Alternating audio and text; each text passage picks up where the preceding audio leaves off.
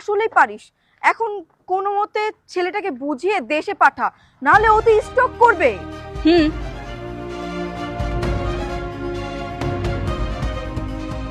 ঢাকার বাইরে কোনো ব্রাঞ্চে আমি যেতে চাচ্ছি না। দুলাল স্যার বলেছে যে আপনার সাথে কথা বলার জন্য। আপনি চাইলেই কিন্তু পারেন যে আমার পোস্টিংটা ঢাকার মধ্যেই রাখতে। প্লিজ স্যার, আমাকে ঢাকার বাইরে পোস্টিং দিয়েন না, তাহলে আমার ফ্যামিলিকে নিয়ে থাকতে না আমার অনেক বড় প্রবলেম হয়ে যাবে। এই রুলস এত সহজে আমি ব্রেক করতে পারবো না। এখন আপনিই বলুন, আপনি কি চান যে আপনার জন্য আমি সরকারি আইন সব অমান্য করব? স্যার, আপনাকে আমি সিরিয়াসলি একটা কথা বলি, আপনি যদি আমাকে ঢাকার বাইরে পোস্টিংটা আটকাতে পারেন তাহলে আপনি যা চাইবেন আমি আপনাকে তাই দিব। আশা করি আপনি আমার কথাটা বুঝতে পেরেছেন।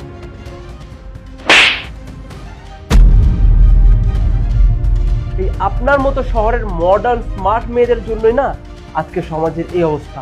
এই ধরনের কথাবার্তা শুধুমাত্র আপনাদের মতো শহরের মডার্ন আর স্মার্ট মেয়েরাই বলতে পারে। 2 বছর আগে গ্রাম থেকে একজন সহজ সরল ছেলে আপনার সঙ্গে দেখা করার জন্য এসেছিল। সেই ছেলেটা আপনাকে অনেক ভালোবাসতো, অনেক সম্মান করতো।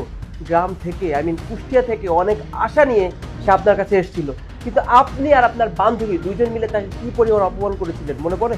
আপনি কি করে জানলেন স্যার? কি করে জানলাম? একটু ভালো মতো আমার দিকে তাকিয়ে দেখুন। সেই ছেলেটা আর কেউ না, সেই ছেলেটা স্বয়ং